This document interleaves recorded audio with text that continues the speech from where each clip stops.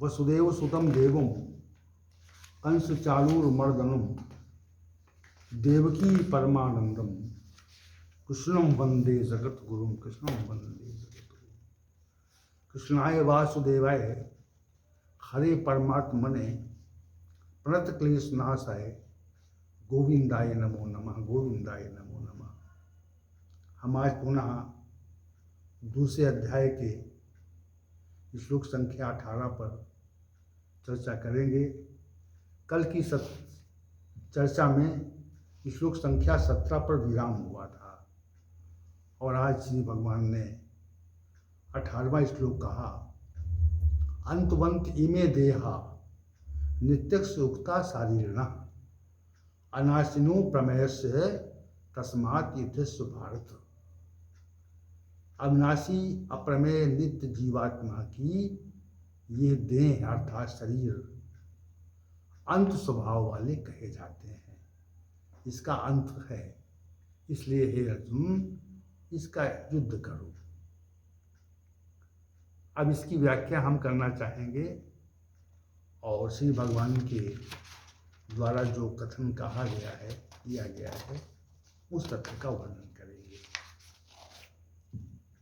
महाभारत का युद्ध आज से लगभग 5000 वर्षों पूर्व हुआ था, ऐसा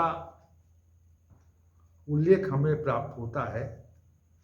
ऐतिहासिक तत्व भी इसी ओर संकेत करता है कि 5000 से अधिक समय हुए महाभारत काल को समाप्त हुए।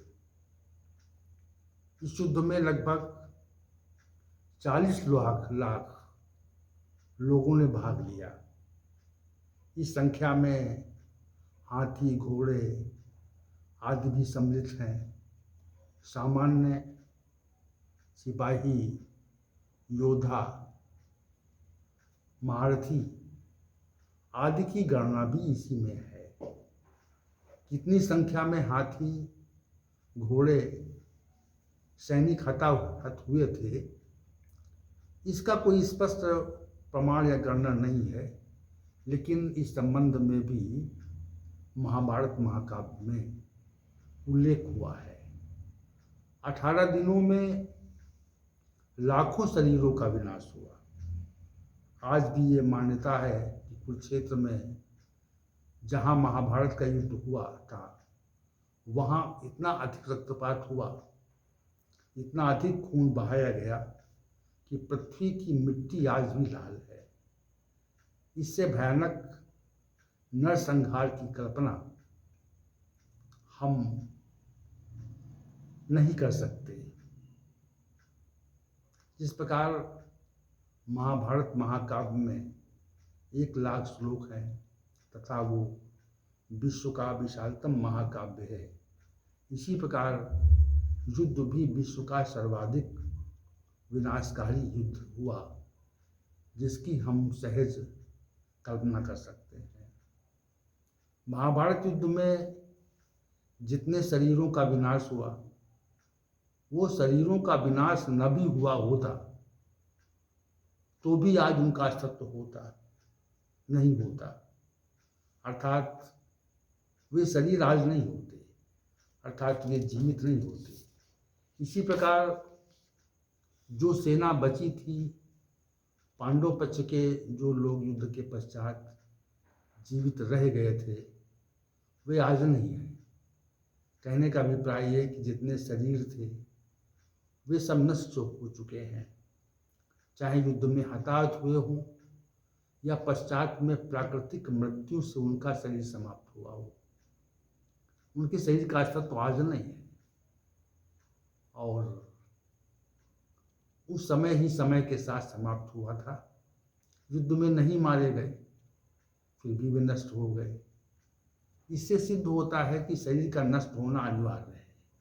ये शरीर स्वयं भी नष्ट हो जाएगा, इसमें किसी प्रकार का बचाव नहीं है, किसी प्रकार के बचाव का उपाय भी नहीं है। हमारे शरीर के नष्ट होने में बाध्यता है। भगवान की व्यवस्था इस विनाश में कारण है। श्री भगवान कह रहे हैं, अंतवंत इमे देहा, अर्थात ये जो जितने भी शरीर हैं ये अंतवंत स्वभाव वाले हैं, अर्थात इसका अंत है। हमारे समझ कोई व्यक्ति 100 वर्षों की आयु वाला हो या 10, 20, 50, 60, 70 वर्ष की आयु वाला हो, सभी के शरीर अंततः नष्ट होने वाले हैं। हम जब अधिक आयु के व्यक्तियों को देखते हैं, अर्थात 100 वर्षों की आयु से अधिक के व्यक्तियों का जब हम दर्शन करते हैं तो ये आश्चर्य करते हैं कि वो व्यक्ति जीवित कैसे है, अर्थात इसके शरीर का विनाश क्यों नहीं हुआ। ये आश्चर्य और विस्मय क्यों है? क्योंकि अब तक इस शरीर का विनाश हो जाना चाहिए था।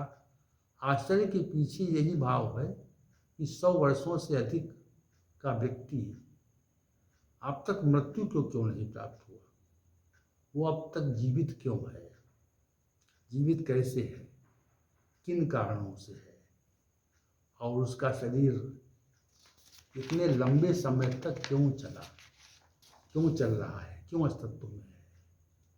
ये विचारणीय प्रश्न है। जैसे कोई आश्चर्यप्रद बात हो, हम आश्चर्यचकित होते हैं कि 100 वर्षों के पश्चात भी वो जीवित है, वो मृत्यु को क्यों प्राप्त नहीं हो रहा है। क्योंकि सभी शरीर अंत वाले हैं, अर्थात उन्हें समाप्त तो होना ही है, और 100 वर्षों के पश्चात जितनी भी आयु उसे मिलेगी, यदि 100 वर्षों तक तो कोई व्यक्ति, अधिकांश व्यक्तियों की मृत्यु हो जाती है, वे जीवित नहीं रहते। लेकिन 100 वर्षों के पश्चात भी कुछ समय तक अगर जीवित हैं तो भी वो कुछ समय बाद नहीं रहेंगे, उनको समाप्त होना है। इसी भाव को श्री भगवान ने, इसी तथ्य को श्री भगवान ने अंतवंत इमे देहा कहा। इमे का अर्थ अभिप्राय ये है कि ये जितने भी शरीर हैं, जो भी आप जहाँ भी देख रहे हैं, किसी भी स्वरूप में हो, वो सारे के सारे शरीर विनाशशील हैं। श्री भगवान ने आगे कहा कि अविनाशी जीवात्मा है, जीवात्मा अप्रमेय है, जीवात्मा नित्य है। विगत श्लोक में चर्चा हुई थी जीवात्मा के अविनाशी स्वरूप का, अर्थात उसका कभी विनाश नहीं होता। अविनाशी होने के कारण वो अनेक शरीरों में तो रहती है, परंतु वो समय के साथ प्रत्येक शरीर का परित्याग करती जाती है, वो एक शरीर में नहीं रहती। अविनाशत्व के गुण के संदर्भ में यही कहा जा सकता है कि वो परमात्मा का अंश है, इसलिए उसका गुण परमात्मा के गुण के समान है। इस श्लोक में पुनः श्री भगवान ने अविनाशी पद का प्रयोग किया, अनाशिनो कहा। अनाशिनो का अभिप्राय भी अविनाशी भाव से है।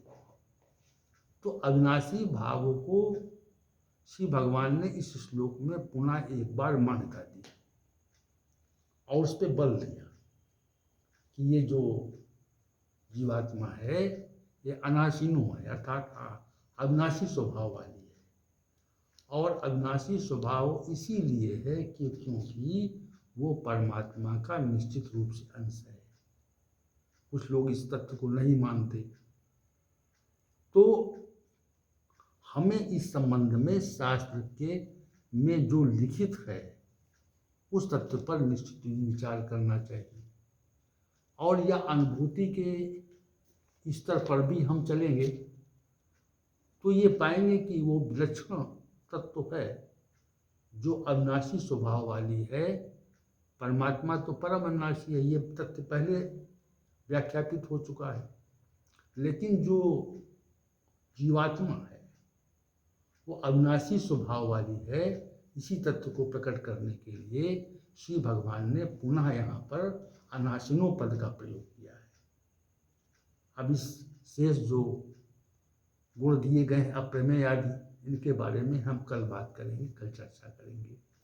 ओम सहनावतु सहनौ भुनक्तु सह वीर्यं करवावहै तेजस्विनावधीतमस्तु मा विद्विषावहै। ओम शांति शांति शांति।